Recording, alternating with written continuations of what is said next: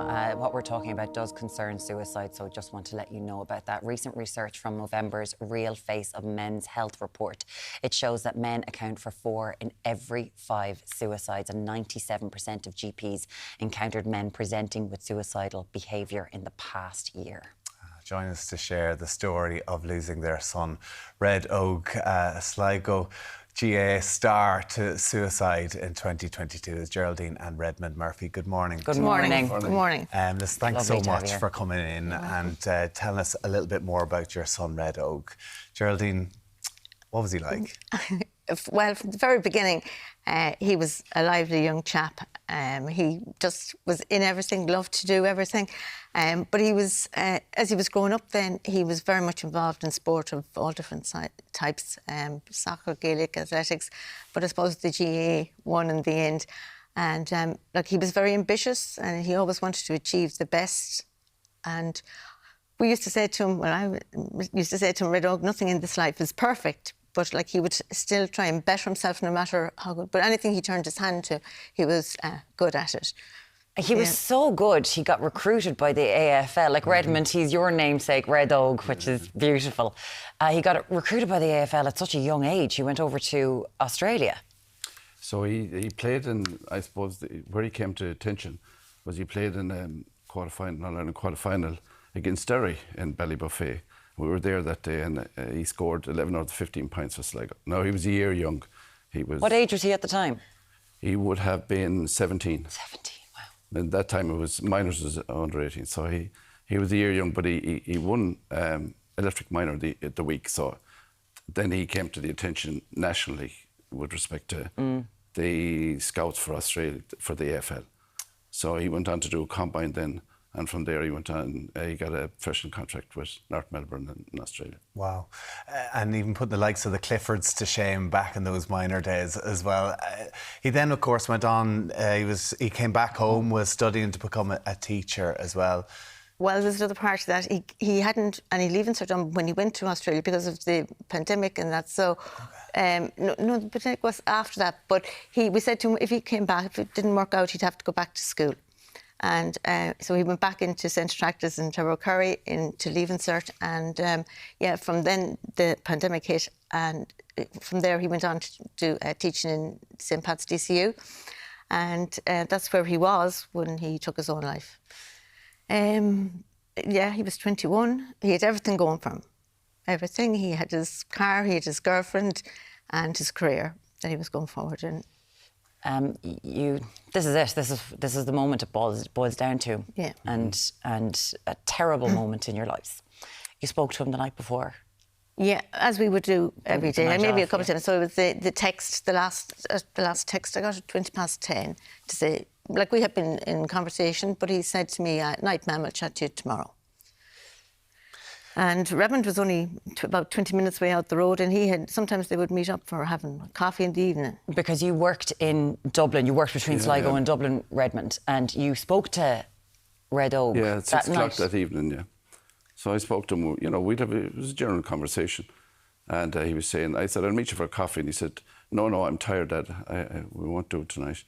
And but he had no emotion in his voice. We would always look for, when they're away, we'd look to see, were they bad form or were they struggling or, but he had no emotion in his voice. He was just a standard.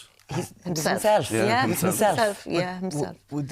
Did you have were there any signs? Because you're a very close-knit family, speaking all the time, you have 3 boys. Was there anything that...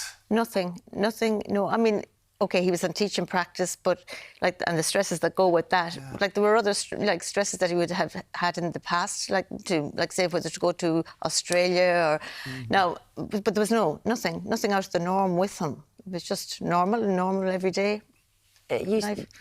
How did you know the next day something wasn't right, Geraldine? Well, I work as a school secretary in Curry, and our son, Oisin, he rang me at school and he said to me, "Have you heard from Red Oak?" And I said, "No." I said, "Sure, he's in school. I wouldn't be talking to him till after school." And he said, "No, ma'am, he's not at school." Now, that was enough for me that there was something wrong, because that wouldn't be his way. And he said, like they don't know where he is. And now his girlfriend, Rachel, she was in teaching practice in the same school as him. It was just a coincidence. And she hadn't heard from him either. And sometimes, like, they would share lists, and one of the teachers came and said, you know, had she seen him or heard from him, and she hadn't. And then I said to Oisín, I said, if you can get on to the security in the car park in DCU where he would park his car, go and check if his car is there. And they went to, and he got through, and they went to the car. Oisín rang me back to say his car was there. From the time that phone call to when he rang me back, it was too long. I knew there was something very, very wrong. Very quickly, you knew. Yeah, I knew, because it wasn't him. Like, if Red Oak was sick or there was something else wrong with him, he'd have let the school know that he wasn't going to be there. Like, the evening before, he had sent in his teaching plan for the following day. So this is why I don't think this was planned.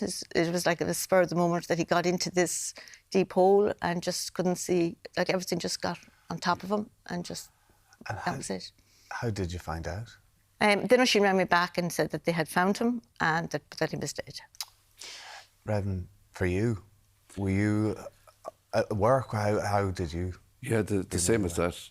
Oisín rang to say that I hadn't heard from Red Oak, and at that point then, I hadn't spoken to Geraldine. The first conversation with Geraldine when we all knew. But I travelled across, I was walking into the car park where I work, and the site director, a good friend, and still a good friend, I said, Ken, come on, you come with me. You need to take me. So he took me over to DCU accommodation. And in that meantime, then Oisín had rang me to say that, you know, he's with the boys. And I said, is he alive? No, he said he's dead. So at that point then, I went to the bedroom, where his room, and good for the guards, they allowed me to go into the room. So you were able to be with him. Yeah. We saw and the that funeral. was important for me going. Yeah, of course. I can only imagine, because we saw the funeral. It was huge. The community rally round, as they're meant to do. But I suppose you're left, Geraldine, you're left thinking about that day. We don't dwell too much on that at all. I mean, okay, it wouldn't be right for me to say that, you know, you don't question it, but, like, I distract myself and think of all the good memories that we have of him, and like the neighbourhood and the surrounding neighbourhoods were all brilliant to us. Like, I suppose in Ireland, funerals are rushed, but we had a week before Red Oak came back to us from Dublin because of the post-mortem. And in that time, our house was never empty. There were people in and out continuously. His friends, my friends and family, they were all very supportive. And to this day, they're still very supportive now. They're not running in and out the door now, but they're there if we need them. And people are very good to us. How are you now, Redmond? No, we're good days and we have not so good days. But I suppose the opportunity this morning is, even though we're nervous and all that, is that we have an opportunity to raise awareness. Our game plan is, and had been from the start, is that, like Red Oak had everything, that year he'd won an All-Ireland second year final, he scored 1-5 in the final or whatever. But it's not about the sport, it's about, he had achieved so much. He was on Sigerson Team of the Year, which for his first year. So he'd achieved so much. But they're the memories we look back to.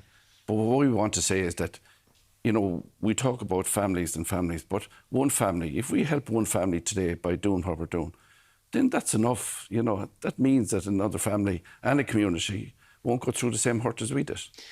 And that's so important. And I can't imagine the hurt. Unfortunately, there's an awful lot of people in the country who have been in the same position that you are in right now. And, you know, 4 out of 5 people who die by suicide in this country are men. We're trying to get more people to go to GPs to talk about what to do, anything to talk.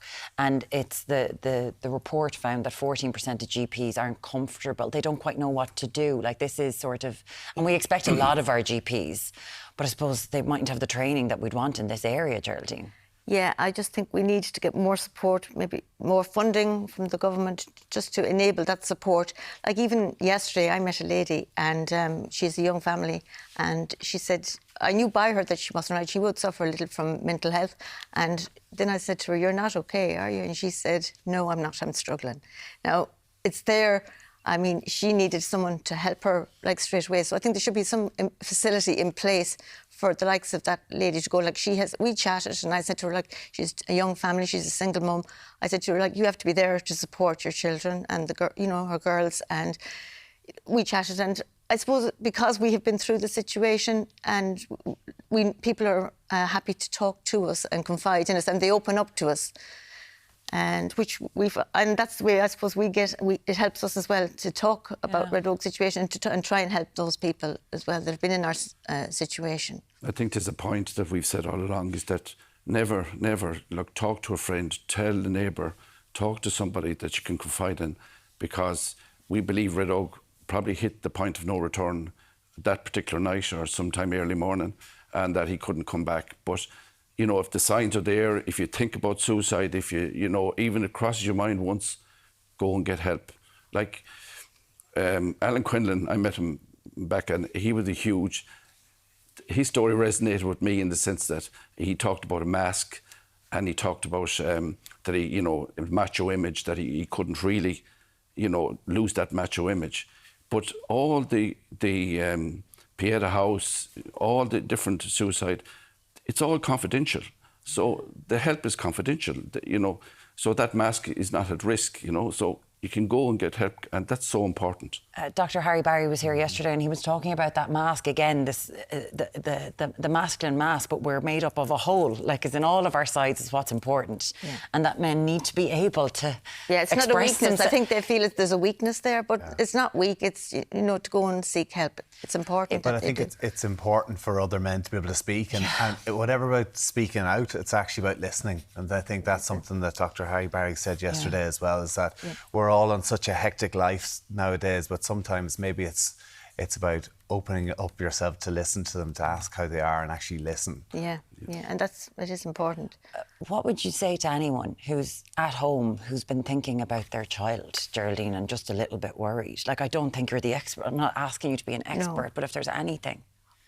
Well, I would say, like, to talk to them first, and then for the parents themselves to talk to them, or to get somebody else to speak to them if they're not comfortable talking with their parents.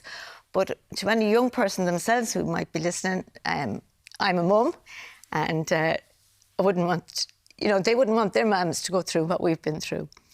And it's not about how long you live, it's how well you live your life. We had him for 21 years, and we're grateful for that.